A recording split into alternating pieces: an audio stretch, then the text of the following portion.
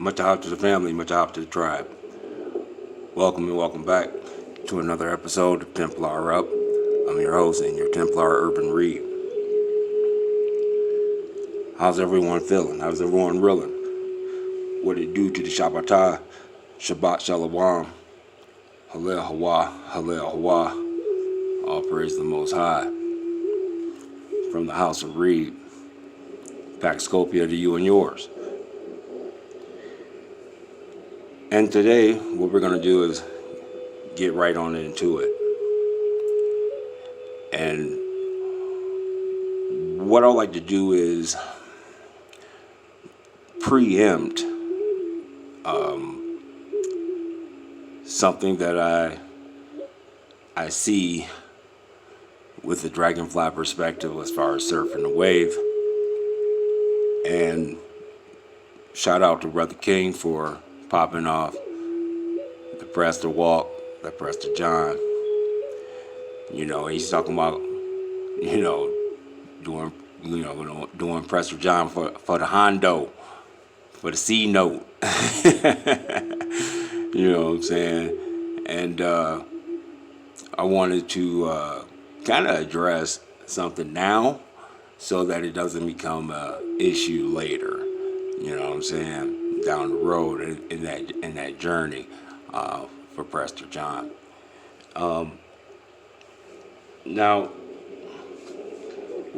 today what we're going to do is we're going to talk about who you see on the screen here, and this is an image of Nimrod. And the reason why we're going to talk about Nimrod is because Nimrod fits a pattern, right? A function. He fits the function of a prototype. You know, much like you have Joshua being the prototype for for David. Much like you have Miriam being the prototype for all the different Marys, all the different Tamars. You also have, just like you also have Seth being the prototype of the sinus of right? That dog-headedness. That the prototype of the 3 times great. And Nimrod fits a similar function. Now, what do I mean? Well, as we've been digging on right now, and we're going to probably get more into it as we continue to surf the wave, we've been talking about Nebuchadnezzar. And Nimrod is a prototype, a proto archetype of Nebuchadnezzar. And that's important because we need to understand Nimrod in order to understand Daniel. And we're understanding Daniel now currently in a totally different light. Now we understand him to be Kiliab, son of David, right? And when it comes down to Nebuchadnezzar, Nebuchadnezzar is his nephew, although Nebuchadnezzar is the elder. And you see a lot of similarities that's all happening. So let's get onto it. Now, we're going to frame it, then we're going to shape it, and then we're going to bring it full circle for the dismount. So where we start is where we're going to finish. Okay?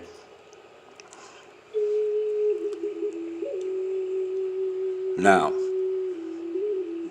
first we're going to dig on it by the etymology. Then we're going to dig on it as far as by the definition, and then again, and then for the dismount, we'll get it for the we'll dismount with the wiki, I think. All right. All right. Now, Nimrod. Nimrod means great hunter, right? 1712, a reference to the biblical son of Cush, right? Referred to Genesis chapter 10, 8, verses 8 through 9, as what? A mighty hunter before the Lord, okay? In Middle English, he was Nimrod, mid-13th century, founder of cities and builder of the Tower of Babel, right? Though Genesis does not name him as such, okay? In 16th through 17th century, okay, his name was synonymous, right, with tyrant. The word came to mean geek or klutz by 1983, okay, in teenage slang for unknown reasons, right? Amateur theorists include its occasional use in Bugs Bunny, right, cartoon episodes featuring rabbit hunting Elmer Fudd as a foil. It alleged ironic use among hunters for a clumsy member of their fraternity, okay, as a stereotype of deer hunters by the non-hunting population in the U.S. in America, right? Right. All right. Now, when you're talking about Nimrod, we're going to break Nimrod down using, that our dragon magic, right? That Dracon science. Now, Nimrod, when it comes down to words, Nimrod is a molecule, okay, of two word forming elements.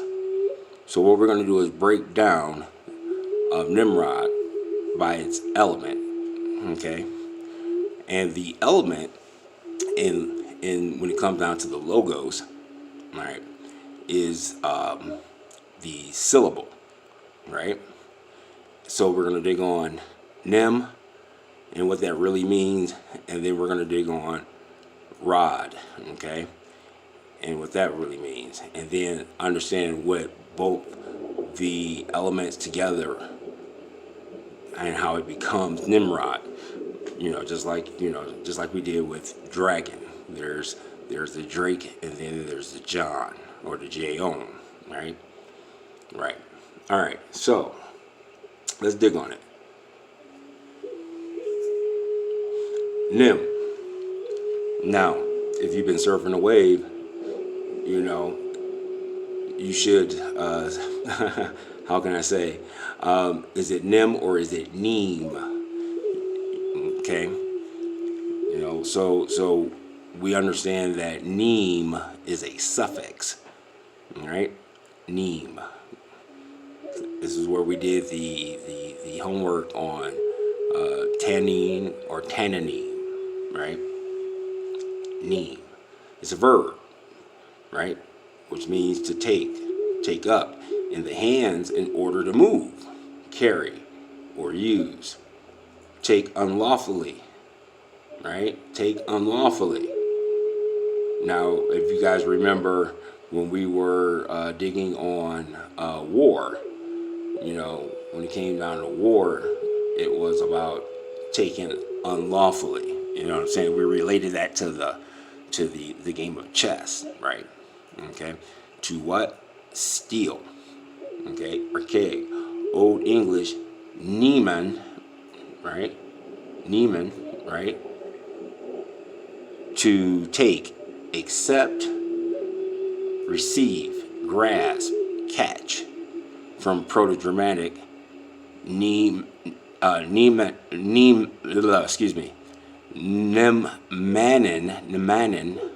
it almost sound both like Nehemiah and Mananan, right?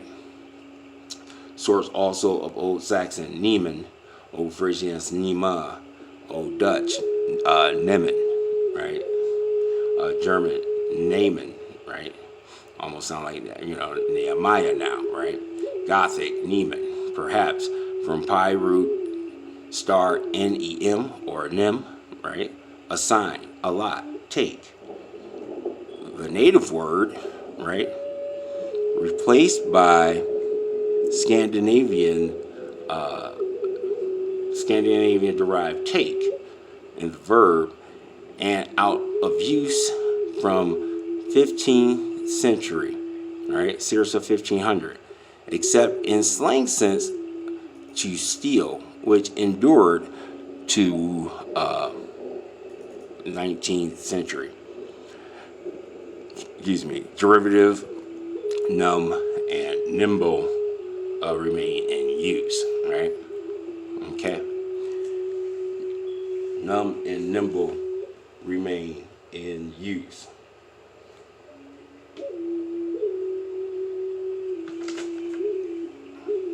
All right. Let's dig on the pie.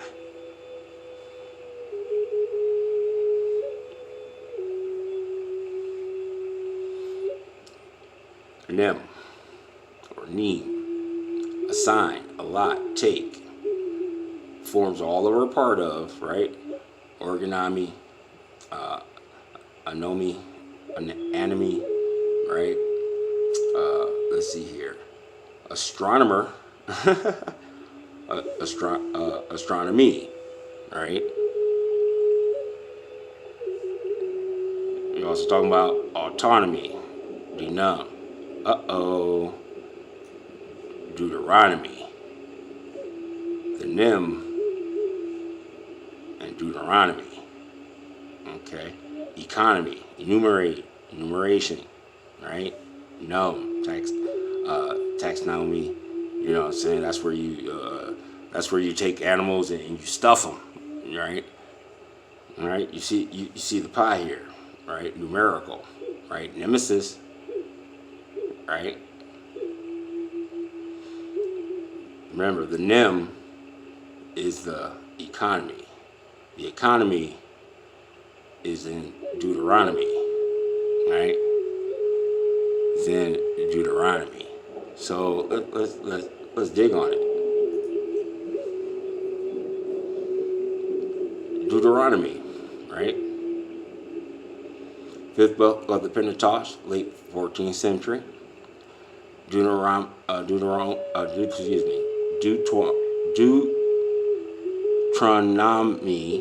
Wycliffe, from late Latin, Deuteronomium, from ecclesiastical Greek, right? Deuteronomion, literally second law, from Deuteros, right? And you can see you got Deu, which is God, and then you have Teros, or the Terra, or the Torah, right? The bull, all right? And the God bull is what? And when it comes down to the second, we're talking about your shaper, framer, and shaper. You know, you get your framer is Exodus, your shaper is Deuteronomy. Understand? And then when you're talking about Deuteronomy, you're talking about Mama's law, nomos, right? From the pi root of Nim. A mistranslation of Hebrew, right? Meshneh HaTorah has Roth, a copy of this law, Deuteronomy, and that would be Deuteronomy 17 and 18. The book is a repetition with comments of the Decalogue, Talking about the Decalogue stone, right? Talking about Picto-Paleo. And most of its laws of what? Exodus, Framer, Moshe. The title was translated literally into Old English. This is important, but we're going to keep coming across Old English, right? Literally after law. Let's see, all right. And now look, this has two pies. We got the duo, right? And we've dug on this before in our recon, and the nim. And there's not too many words that have a dual pi root, right? But we're going to focus on the nim, all right? We're only talking nim. All right. Now, so what's a rod?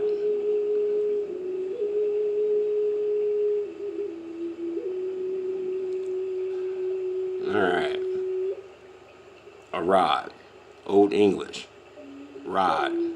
A rod, pole, which is probably cognate with Old Norse, rudda. Red, ruddy, right? Club, Proto-Germanic. Rud, stick, club, from the pie. Rud, or red, or reed, right? To clear land.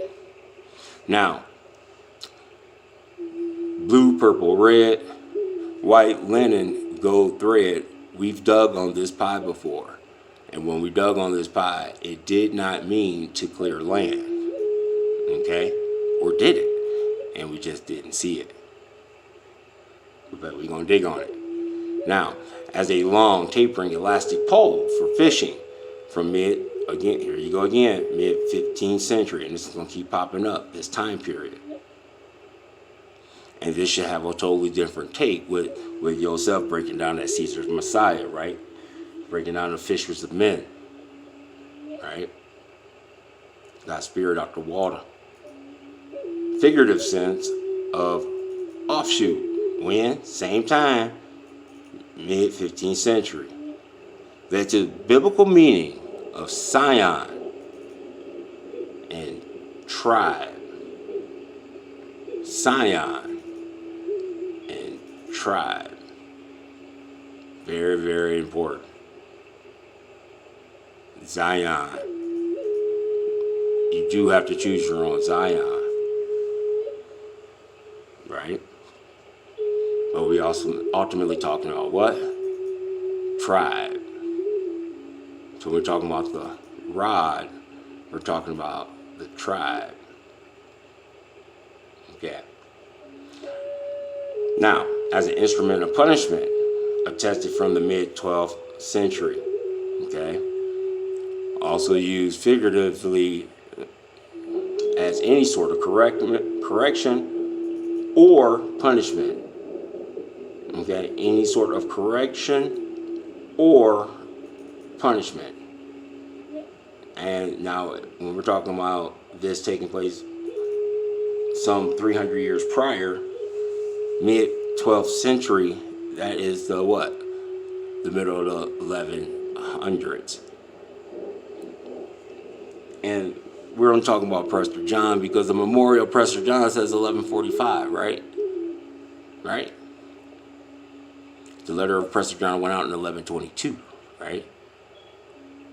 Right. Now, Prester John had to give out that what? Correction. Right? Right? He had to lay down the what? The rod. Now, excuse me. Now for parent, what is it? How does it go? Right? Spare the rod, spoil the child. Okay. Now, when you are giving the child the rod, it's either correction or punishment. It's not both. Okay. It's not both. All right, that's important.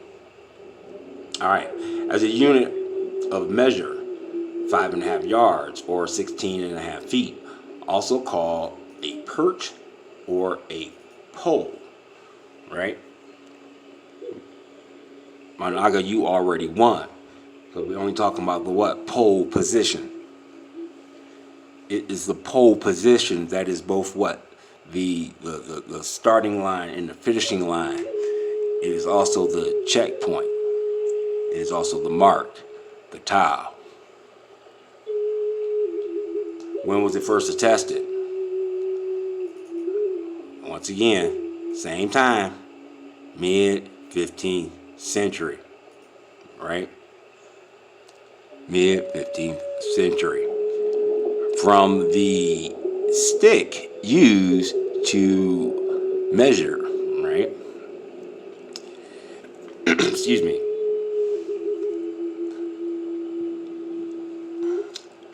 Shalaki.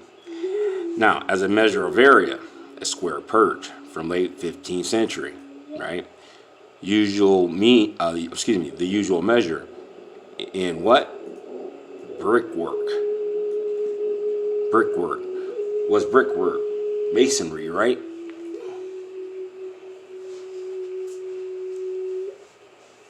You see, when you understand that the New Testament is a lampoon, you understand the joke, the satire, and Jesus being a carpenter.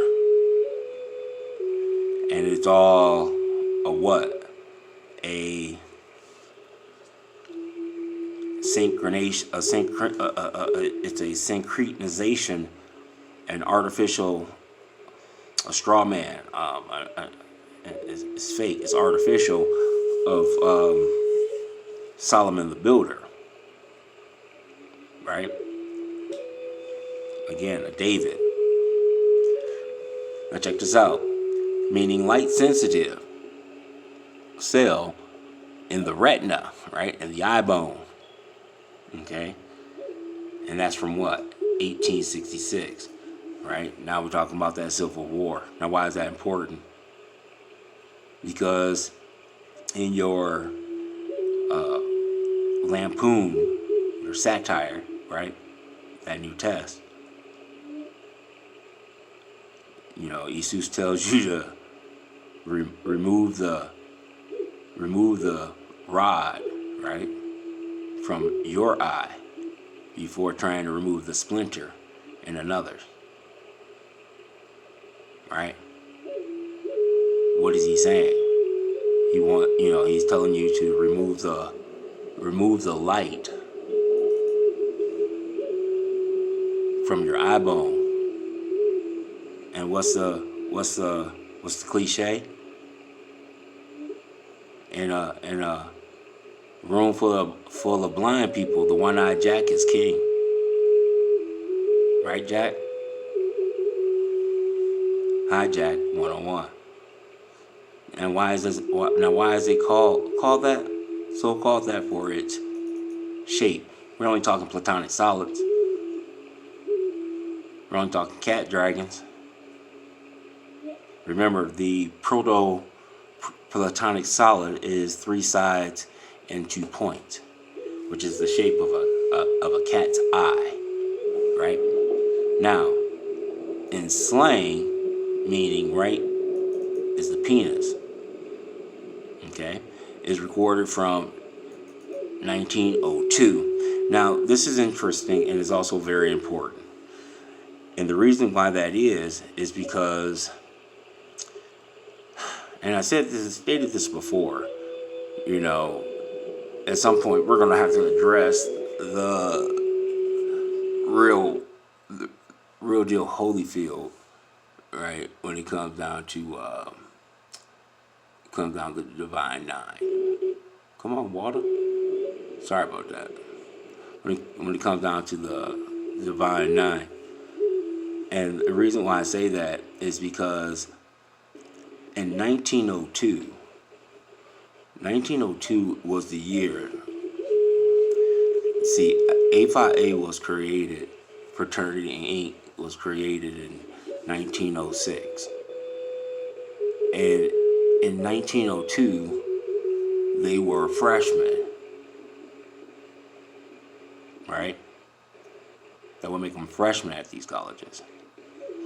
And you know how we have a taste for Ebonics, for the vernacular, or AKA slang, so it's not a far leap that this slang to mean penis, right, was born out of the fraternity, right?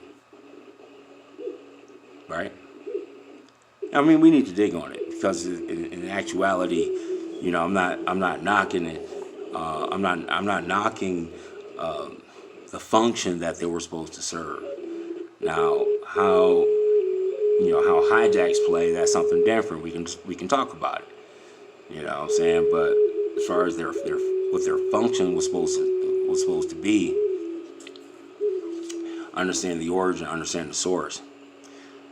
Okay. Now that of a gun, revolver, right? That of a gun or revolver is from 1903. Now, it should be pretty interesting that here it is 1 year later, right? It changed from meaning penis to that of a gun, revolver.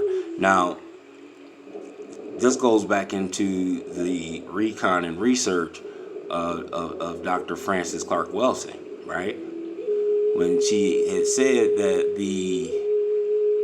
that they perceive you, right, as already being armed because of your manhood, because of your penis, right? You see what I'm saying? And this plays into that recon. And it's funny because, you know, if you want to take it a step further from a different source, so to speak, you know, that's the same thing that they, that's the same recon that you get when it comes down to what is it called? Spirit science, right? With the big head,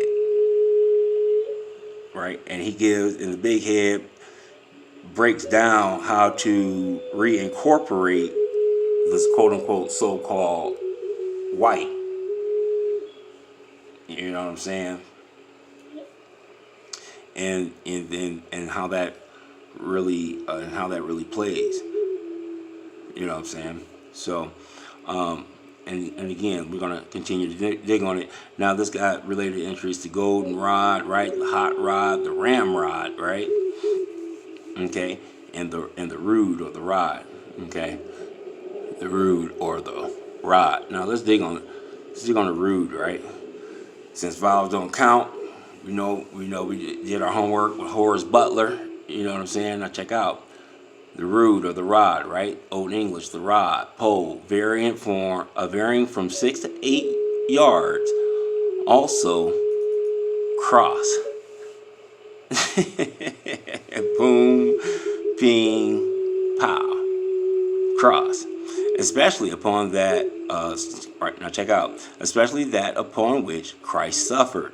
Now, there's a whole bunch of double entendres with this, right? Okay. Now, because, you know, what are we talking about here?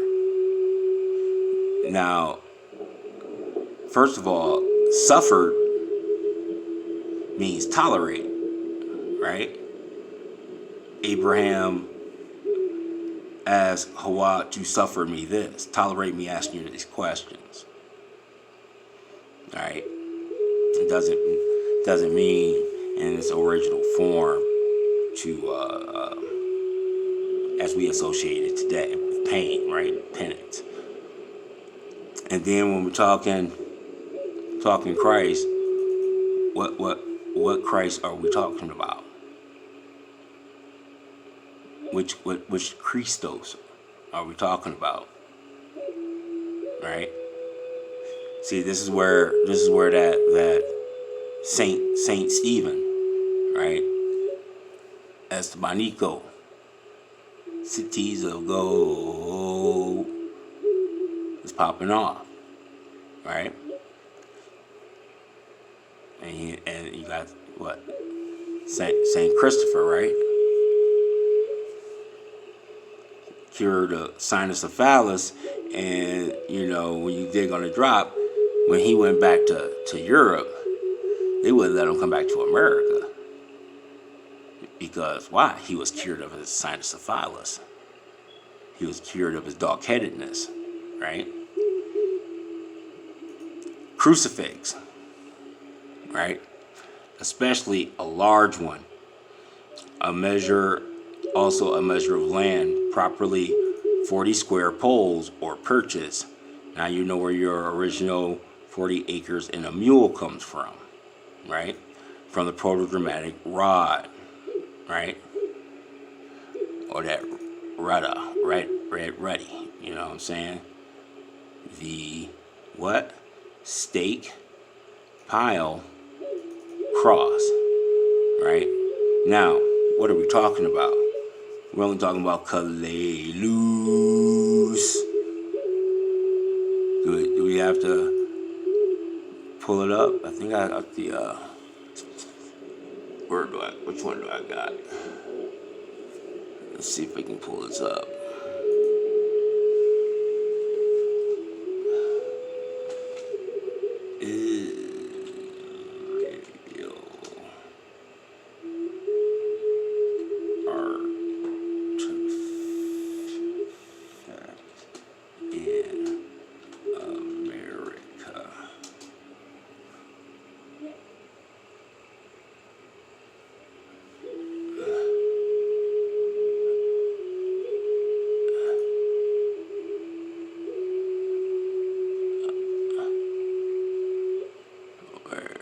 Is the swords, man, because that's where the Decalogue songs popping off. All these Egyptian artifacts are popping off, right? See them crosses popping off. Only in America. Only in America. Now, this is where you're talking about that Kincaid, right? Talking about that Kincaid popping off all at the same time. You see these giants and stuff. But where is it? I want to see. Oh man, it was a juicy one.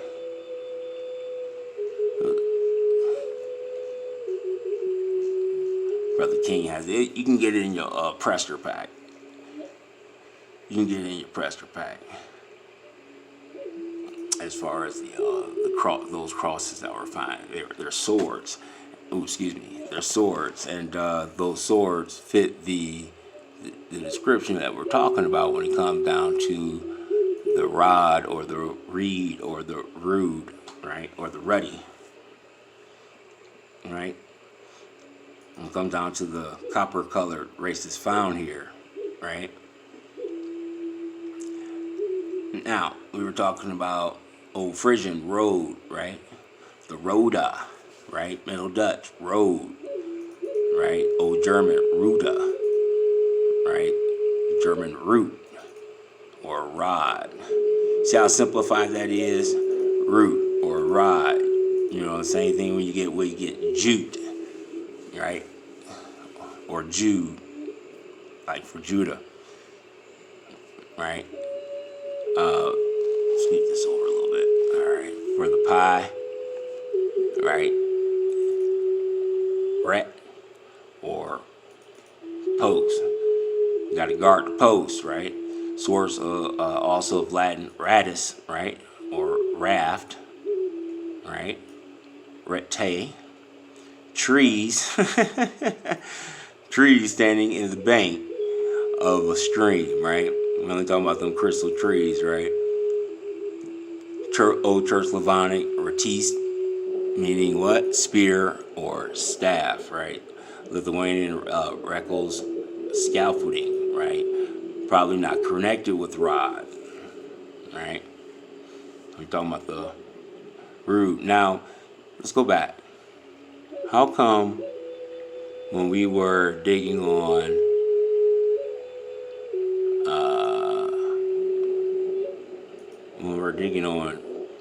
Rod, right? You notice we came up to this here. Now let's dig on the pi, because the pi we've actually done on it before when we were digging on the blue, purple, red. Okay, what does it mean? Red, ruddy. Red, ruddy. So rod means red, ruddy. The color for which a definite common pi root, right, has been found. The initial E in the Greek word is because Greek tends to avoid beginning words with an R, right?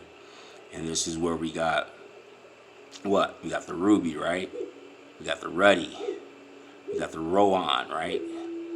We got the rouge, right? We got the robust. Okay, we got that red. We got the rust, right? We got rubber or the ruber, right? But what are we talking about? When we're talking about them Old English, we're talking about them Britons, right? We're talking about the Roos, Clan Ross. We're talking about the Roos, like in Andrews. He had a what? He has a red shield. He has his dragon scale is red, right? The House of Reed has a red scale. Our dragon scale is red, right? See how that worked?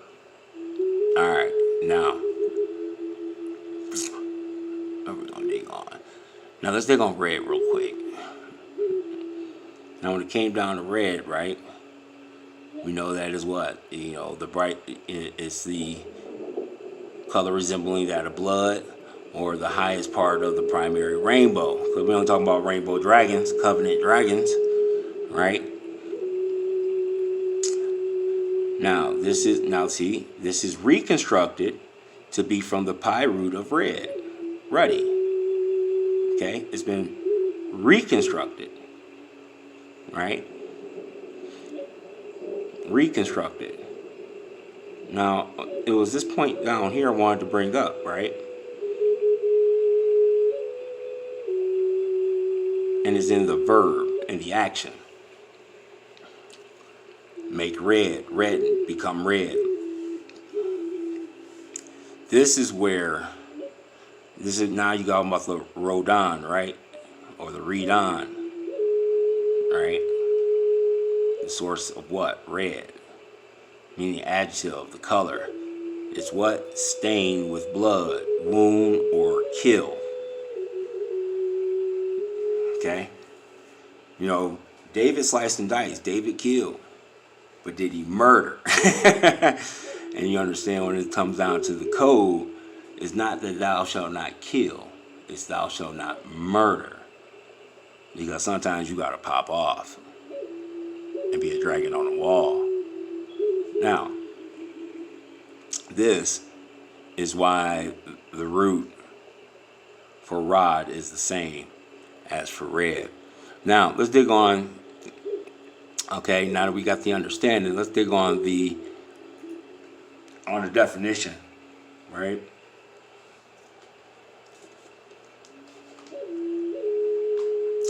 Now, when you look at the definition of Nim, right, it means to take, to steal, to fetch. Pretty simple, pretty basic. All right. Now let's look at rod. Now watch, let this bake your noodle.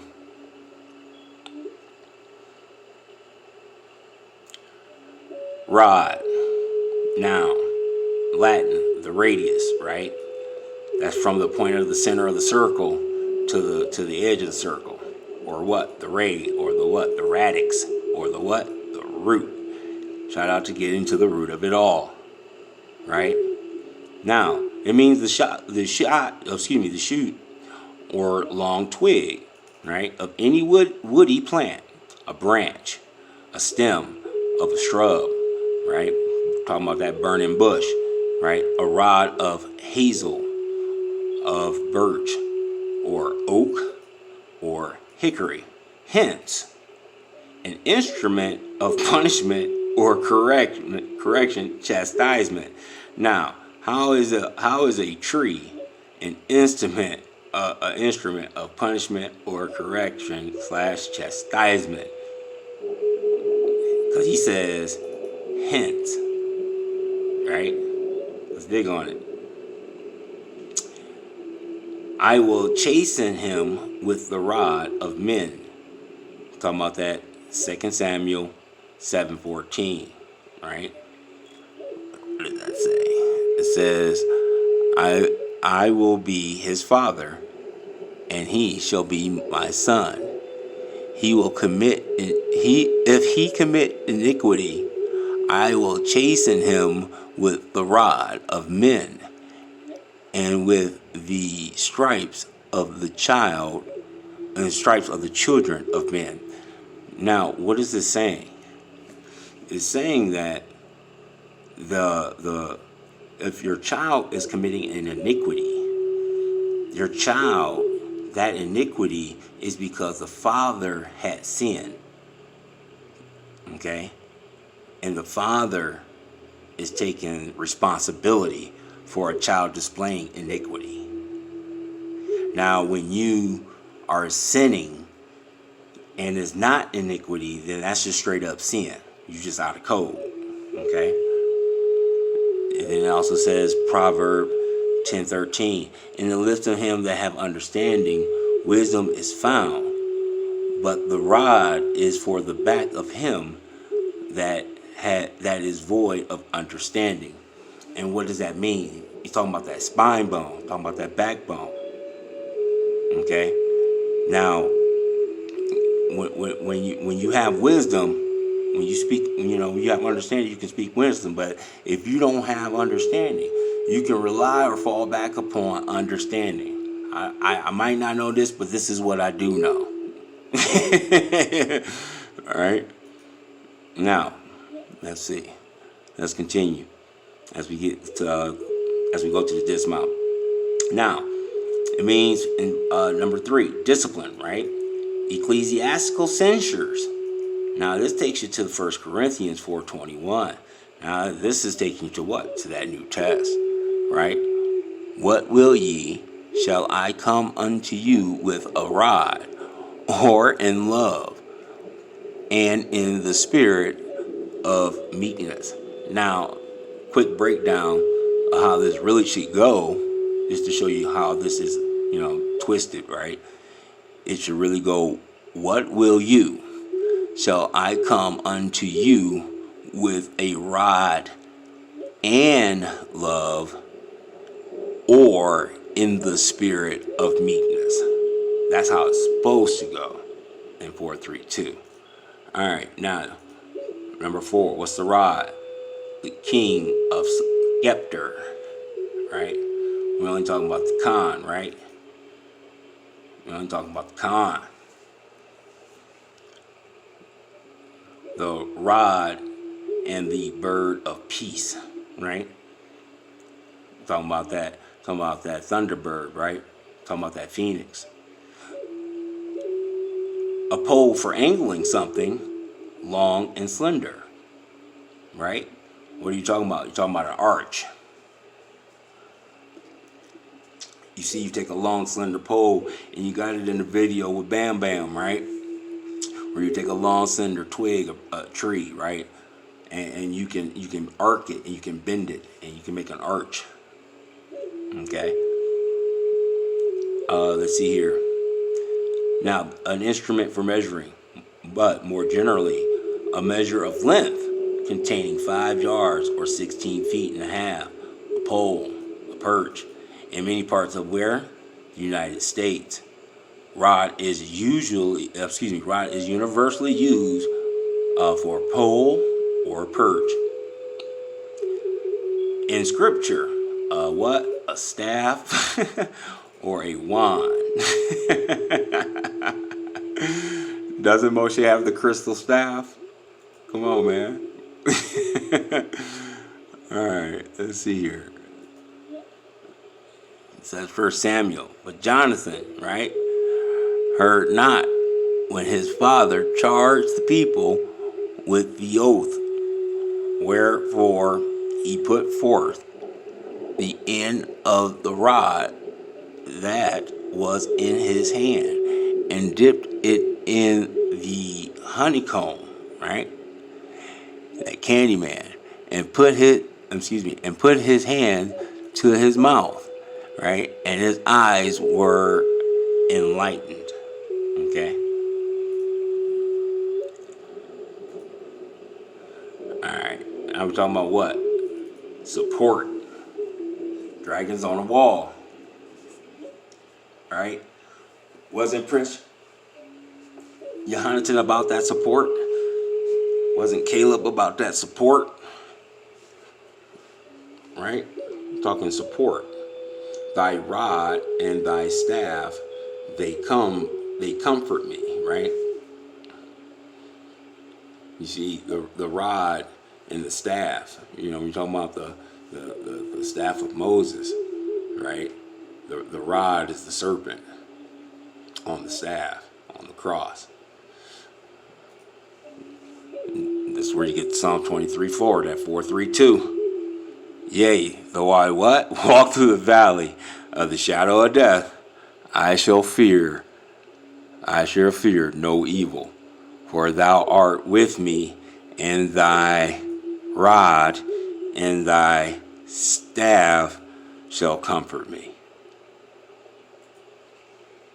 You already got the drop, because you already won. Now, a shepherd's crook, Leviticus 27:32, right? All right, concerning the